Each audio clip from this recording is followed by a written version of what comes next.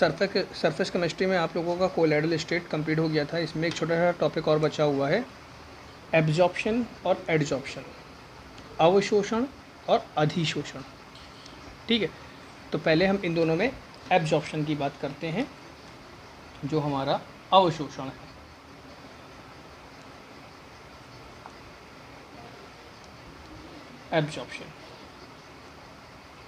Absorption को ऐसे समझें कि जैसे हमारा स्पंज होता है,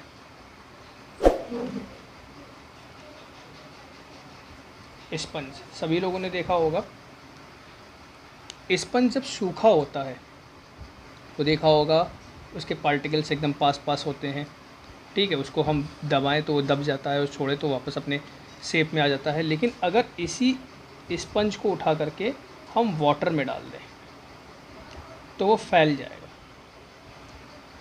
तो हमारा क्या होगा, फैल जाएगा। तो ये स्पंज करता क्या है, जो इसके वाटर हैं, इसके वाटर को अपने अंदर यूनिफॉर्मली अपने अंदर पूरा फैला लेता है। ऐसा नहीं कि इसका केवल एक पार्ट ही वाटर को एब्जॉर्ब कर रहा है, ये क्या करता है, पूरे में ये क्या होता है, वाटर फिलअप हो जाता है या वाटर इसके अंदर इंटर कर जाता है। तो इसी फिनोमिना को हम कहते हैं एब्जॉर्प्शन, अवशोषण। मतलब कोई ऐसी चीज़ ली जाए जिसमें हमारा जो सल्यूट है वो पूरी तरह से उसके अंदर इंटर कर जाए। ठीक है, तो इस फिनोमिना को हम क्या कहेंगे, एब्जॉर्प्शन कहेंगे। स्पंज सबसे अच्छा एग्जांपल है। स्पंज ले लें या हम रुई ले लें, अगर उसको उठा करके हम पानी में डालेंगे तो वो इसमें क्या होगा, वो पानी को क्या करेगी, पूरी तरह से अपने अंदर एब्जॉर्ब कर लेगी। ठीक है, तो यही फिनोमिना हमारा क्या कहलाता है, एब्जॉर्प्शन कहलाता है। जैसे इसके कुछ और एग्जाम्पल भी हो सकते हैं। अगर हम इसके एग्जाम्पल की बात करें, सबसे नॉर्मल एग्जाम्पल जो हम लोग अक्सर देखते हैं, टी एंड बिस्किट। तो करते क्या है, जब बिस्किट को हम लोग चाय में डालते हैं तो ये चाय क्या करती है, पूरे बिस्किट को क्या करती है, गीला कर देती है, पूरे बिस्किट को ये गीला कर देती है। तो ये क्या हो रहा है, जो चाय है ये इस बिस्किट के अंदर ओवरऑल अंदर पूरी अंदर चली जा रही है, इसे कहेंगे एब्जॉर्ब हो जा रही है। ठीक है, तो ये हमारा क्या एग्जाम्पल हो जाएगा, एब्जॉर्प्शन का, अवशोषण का। इसी तरह एक दूसरा एग्जाम्पल अगर हम देखें, चॉक इन वाटर। अगर हम चॉक को वाटर में डाल दें, ठीक है, कुछ समय के बाद हम क्या देखेंगे, चॉक पूरी तरह से गीली हो गई। अगर उसको हम तोड़ के देखेंगे तो उसके अंदर भी हमको क्या मिलेगा, मॉइस्चर मिलेगा। ठीक है, तो ये भी हमारा वाटर क्या कर रहा है, चॉक में पूरी तरह से एब्जॉर्ब हो रहा है। तो ये फिनोमेना हमारा क्या कहलाएगा, एब्जॉर्प्शन। एब्जॉर्प्शन का मतलब ये हुआ कि अगर हम सल्यूट को सॉल्वेंट में मिला रहे हैं तो सॉल्वेंट क्या कर रहा है, उसको कम्प्लीटली अपने अंदर खींच ले रहा है। इसी को हम क्या कहेंगे, एब्जॉर्प्शन कहेंगे। ठीक है, इसकी डेफिनेशन अगर देखें, ये हमारी एब्जॉर्प्शन की डेफिनेशन हो जाएगी, इन वन सब्सटेंस, जैसे स्पंज की बात की गई थी, the other substance water enter and distribute uniformly throughout the bulk, such phenomena is known as absorption। means हमने इसमें क्या बताया गया है कि वह प्रक्रम जिसमें पदार्थ के कण ठोस के पृष्ठ को भेद कर स्थूल भाग में प्रवेश कर जाते हैं। स्थूल भाग मतलब पूरे भाग में प्रवेश कर जाते हैं, इसे हम क्या कहते हैं, अवशोषण कहते हैं। इसमें हमारा एग्जाम्पल जो लिया गया था, चॉक और वाटर का एग्जाम्पल लिया गया है। ठीक है, तो ये हमारा क्या होगा, एब्जॉर्प्शन होगा। लेकिन जब एब्जॉर्प्शन हम लोग जब पढ़ते हैं, ठीक है, तो इसमें हमारा सल्यूट और सॉल्वेंट टर्म यूज नहीं करते। अब इसमें जैसे हमारा बात करा जाए कि स्पंज और वाटर में कौन सल्यूट है कौन सॉल्वेंट है, ठीक है, लेकिन हम होता तो एक सल्यूट एक सॉल्वेंट ही है, लेकिन हम सल्यूट और सॉल्वेंट यूज़ नहीं करते। जो हम लोग टर्म यूज़ करते हैं वो टर्म हमारा होता है, इसमें टर्म यूज़ होता है एब्जॉर्बेट, और एक टर्म होता है एब्जॉर्बेंट। हिंदी में इसको कहते हैं, हिंदी में इसको कहा जाता है अवशोषित कहते हैं, और इसको कहते हैं अवशोषक। अवशोषक कहा जाता है। तो एब्जॉर्बेट और एब्जॉर्बेंट, तो इसको समझने का बहुत ही छोटा सा तरीका है। जैसे हमने यहाँ पर क्या लिया है, वाटर लिया था, वाटर लिया था, ठीक है। इसमें हमने क्या डाल दिया था, इसमें हमने स्पंज डाल दिया था, स्पंज डाल दिया था, ठीक है। तो ये स्पंज क्या कर रहा था, जो वाटर के पार्टिकल्स हैं उनको क्या कर रहा था, अपने अंदर एब्जॉर्ब कर रहा था, जिससे ये फैल गया, ठीक है। तो देखो कौन किसको एब्जॉर्ब कर रहा है, स्पंज जो है वो वाटर को एब्जॉर्ब कर रहा है, स्पंज जो है वो वाटर को अपने अंदर खींच रहा है। तो यहाँ पर जो वाटर हो जाएगा हमारा, वो हो, अब वाटर जो होगा वो हो जाएगा हमारा एब्जॉर्बेट, अवशोषित, क्योंकि वाटर ही तो एब्जॉर्ब हो रहा है। किस में हो रहा है, स्पंज में हो रहा है। तो जो स्पंज हो जाएगा वो हो जाएगा एब्जॉर्बेंट हो जाएगा, ठीक है। तो ये होगा जो हमारा वाटर जो होगा वो होगा अवशोषित, वाटर ही तो अवशोषित हो रहा है, किस में हो रहा है, स्पंज में। तो ये हमारा क्या हो जाएगा, अवशोषक हो जाएगा, ठीक है। तो ये इसके नाम होते हैं। इसमें जो हमारा सल्यूट होगा, जो सॉल्वेंट होगा, तो इसमें हमारा सल्यूट कौन सा होगा, सल्यूट जो होगा वो हमारा वाटर होगा, ठीक है। और जो सॉल्वेंट होगा वो हमारा क्या होगा, स्पंज होगा। तो सल्यूट और सॉल्वेंट से भी याद रख सकते हैं, ठीक। तो ये हमारी जो होती है एब्जॉर्प्शन की कहानी होती है, अवशोषण की, ठीक है। इसी तरह हमारा जो दूसरा टर्म होता है, मेन टर्म हमारा जो है एडजॉर्प्शन है। अगर एडजॉर्प्शन देखें,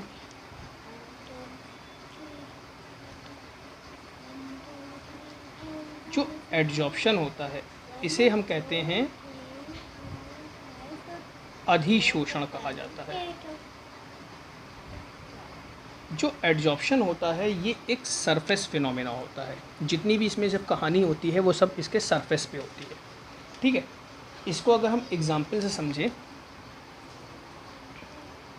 इसमें जो एग्जाम्पल हमारा जो हम लोग कॉमन देखते हैं, सिल्का जल। ये सिल्का जल हमको कहाँ मिलता है, अगर आपने नई अटैची ख़रीदी है या बैग ख़रीदा है तो उसमें ये हमको एक छोटा सा पाउच टाइप का मिलता है। आपने भी देखा होगा, छोटा सा एक पाउच टाइप का होता है जिसके अंदर छोटे छोटे से पार्टिकल्स या छोटे छोटे से गोलियां टाइप की, कांच की गोलियां टाइप की भरी होती हैं। ये करती क्या है, ये बैग के अंदर जितना भी मॉइस्चर होता है, मॉइस्चर को ये क्या करती हैं, एब्जॉर्ब करती रहती हैं, ठीक है। तो मॉइस्चर को ये क्या कर रही हैं, एब्जॉर्ब करती रहती हैं, अपने सरफेस पे एब्जॉर्ब करती रहती हैं, ठीक है। एग्जाम्पल से और एग्जाम्पल समझते हैं। जैसे एक बोर्ड है या ये हमारा पेपर है, पेपर पर हम लिख रहे हैं, तो ये जो पेपर है, ये जो हम राइटिंग कर रहे हैं, ये पेपर के सरफेस पे ही तो है। या हम जो चॉक है, चॉक से अगर हम बोर्ड पे लिखते हैं, ठीक है, तो चॉक जो होती है बोर्ड के सरफेस पे ही तो होगी, ठीक है। तो ये चॉक जो है या ये जो पेन जो है ये इसके सरफेस पे है। तो ये भी हमारा एग्जाम्पल किसका हो जाएगा, एडजॉर्प्शन का, अधिशोषण का, ठीक है। तो अगर हम इसमें देखें, मतलब जब सल्यूट जो हो वो सॉल्वेंट के सरफेस पे ही प्रेजेंट हो, तो ये हमारा क्या हो जाएगा, एडजॉर्प्शन हो जाएगा, अधिशोषण हो जाएगा। अब इसमें भी इसकी तरह दो टर्म होते हैं, बस यहाँ पर इसमें क्या होगा, बी की जगह डी हो जाएगा। तो यहाँ पर हमारा जो टर्म होगा, एक होगा एडजॉर्बेट और एक होगा एडजॉर्बेंट, BENT, एडजॉर्बेंट, ठीक है। इसे कहेंगे अधिशोष्य, इसे कहेंगे अधिशोषक, अधिशोष्य, अधिशोषक। अब अगर हम बात करें कि जैसे चॉक था, ये है हमारी चॉक, ये है हमारा बोर्ड, तो कौन एडजॉर्बेट होगा, कौन एडजॉर्बेंट होगा, तो जो चॉक होगी वो होगी एडजॉर्बेट, क्योंकि चॉक सरफेस पे है। और जो सरफेस हो गया ये हो जाएगा हमारा बोर्ड, जो हो जाएगा ये हो जाएगा हमारा क्या, एडसॉर्बेंट हो जाएगा। अधिशोष्य अधिशोषक। जब हमारा सल्यूट सॉल्वेंट के सरफेस पे ही प्रेजेंट होता है, उसके अंदर इंटर ना कर पाएगा, वो इंटर कर गया तो वो हमारा एब्जॉर्प्शन में चला जाएगा, इंटर ना कर पाए तो वो हमारा क्या होगा, एडजॉर्प्शन। डेफिनेशन देखो इसकी, तो यहाँ पर इसकी डेफिनेशन क्या कह रहा है, on one substance bold the other substance chalk accumulate only on the surface. Means जब हमारा एक सब्सटेंस दूसरे सब्सटेंस के केवल सरफेस पर, पृष्ठ पर उपस्थित होता है, तो ये घटना फिनोमेना क्या कहलाता है, एडजॉर्प्शन कहलाता है, अधिशोषण कहलाता है। ठीक है, तो इसमें अधिशोषण में जो एडजॉर्प्शन था उसमें हमारा क्या होता था, एडजॉर्बेट और एडजॉर्बेंट। ठीक, अब इसमें सल्यूट और सॉल्वेंट कौन होगा वो अपने आप देखिएगा, जैसे ऊपर बताया था उसी तरह इसमें भी होगा। नेक्स्ट टॉपिक है इसमें कि जो हमारा एडजॉर्प्शन होता है वो हमारे पॉजिटिव होते हैं कि निगेटिव होते हैं। तो इसको इस तरह से समझें कि जो हमारे एडजॉर्प्शन होगा वो हमारा पॉजिटिव होगा कि निगेटिव होगा। जैसे हमने बताया था कि एडजॉर्प्शन में दो चीज़ें होती हैं, एक होता है हमारा एडजॉर्बेट जिसे हम कहते हैं सल्यूट कहते हैं, और एक होता है हमारा एडजॉर्बेंट जिसे हम कहते हैं सॉल्वेंट। अधिशोष्य अधिशोषक, ये दो चीज़ें होती हैं। अगर क्या हो किसी सब्सटेंस में, अगर इसमें सल्यूट की मात्रा ज़्यादा है, अगर जो हमारा जैसे ये हमारा एडजॉर्बेंट है, इस पर हमारा जो एडजॉर्बेट है, जो सल्यूट है, वो ज़्यादा से ज़्यादा हो, जो ये एडजॉर्बेट है सल्यूट, ये अगर हमारे ज़्यादा होंगे तो ये हमारा जो होगा ये हमारा पॉजिटिव एडजॉर्प्शन होगा। इसी का रिवर्स, इसी का उल्टा, अगर हमारा एडजॉर्बेंट पर जो एडजॉर्बेट है वो कम हो तो ये हमारा कैसा होगा, निगेटिव एडजॉर्प्शन होगा। ठीक है, तो पॉजिटिव और निगेटिव एडजॉर्प्शन समझ में आया। अगर एडजॉर्बेंट पर ज़्यादा से ज़्यादा स्टिक हो रहे हैं, चिपक रहे हैं, ज़्यादा से ज़्यादा प्रेजेंट है, तो वो हमारा होगा पॉजिटिव। और अगर ये जो हमारा एडजॉर्बेट है, अधिशोष्य जो है वो अधिशोषक पर अगर हमारा कम होंगे तो ये हमारा क्या होगा, निगेटिव एडजॉर्प्शन। एक एग्जांपल देखते हैं, जैसे मानते हैं एक सॉल्यूशन है, ये सॉल्यूशन में ये जो हमारा ब्लू कलर का हम दिखला रहे हैं, ये हमारे हो गए सल्यूट, और ये हो गया हमारा जो ब्लैंक है वो सॉल्वेंट।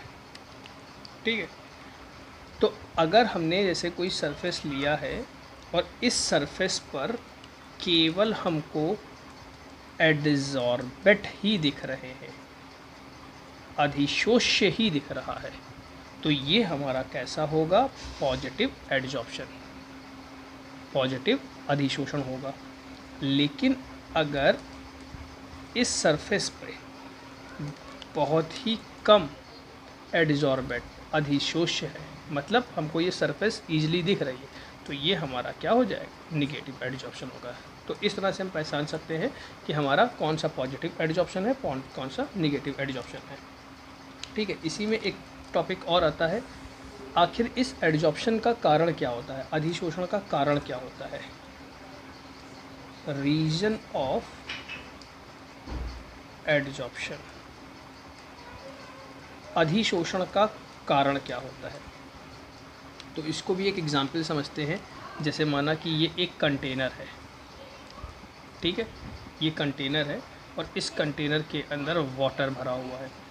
जैसे ये वाटर का एक मॉलिक्यूल है, ये हमने मान लिया कोई वाटर का एक मॉलिक्यूल है, तो इस वाटर के मॉलिक्यूल के ऊपर भी एक मॉलिक्यूल होगा, नीचे भी एक मॉलिक्यूल होगा, इधर भी एक मॉलिक्यूल होगा, इधर भी। मतलब ये जो मॉलिक्यूल है ये हमारा चारों ओर से मॉलिक्यूल से घिरा होगा।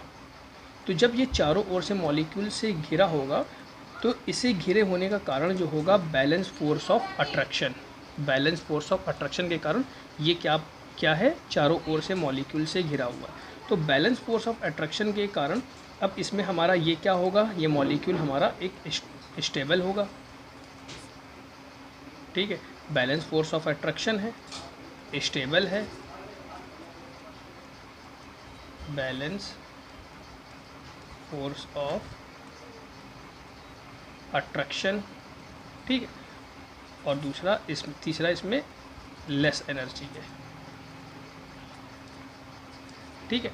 लेकिन अगर कोई मॉलिक्यूल जो होगा इसके सरफेस के पास में होगा, ये तो अंदर था, अंदर होने के कारण ये हमारा स्टेबल भी है, बैलेंस फोर्स ऑफ अट्रैक्शन के कारण ये चारों तरफ से मॉलिक्यूल से भी घिरा हुआ है, सब तरफ से मॉलिक्यूल से भी घिरा हुआ है, इसकी एनर्जी भी लेस है। लेकिन अगर कोई मॉलिक्यूल सरफेस पे होगा तो सरफेस पे होने पर क्या होगा, हम देखें तो ये केवल तीन ही ओर से मॉलिक्यूल से घिरा है। तो एक तरह से देखा जाए इसकी अभी एक अपर वैलेंसी खाली है, नहीं खाली है। तो इसी अपर वैलेंसी को पूरा करने के लिए अगर कोई पार्टिकल इसके पास आएगा, कोई पार्टिकल मान लो इसके पास आया जो इसके साथ मिल करके इसकी वैलेंसी को कवर कर ले, तो ये क्या करेगा, इसको एडजॉर्ब कर लेगा।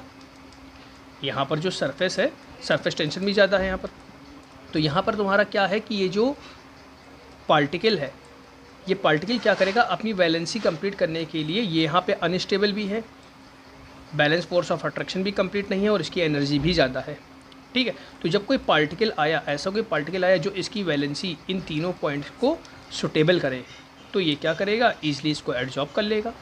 तो यही हमारा मेन कारण है एडजॉर्प्शन का, ठीक है। और ये जो हमारा जो एडजॉर्प्शन होता है, ये हमारी जो होगी एक्सोथर्मिक रिएक्शन होगी, एक्सोथर्मिक प्रोसेस होगा, ठीक है। तो समझ में आया इसका रीजन क्या है।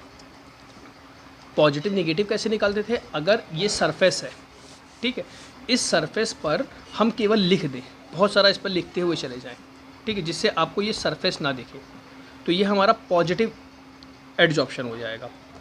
और जैसे यहाँ पर अगर देखा जाए तो सरफेस अभी भी ज़्यादा है, जो लिखा है वो अभी कम है, तो ये क्या हो गया, निगेटिव एडजॉर्प्शन हो गया, ठीक है।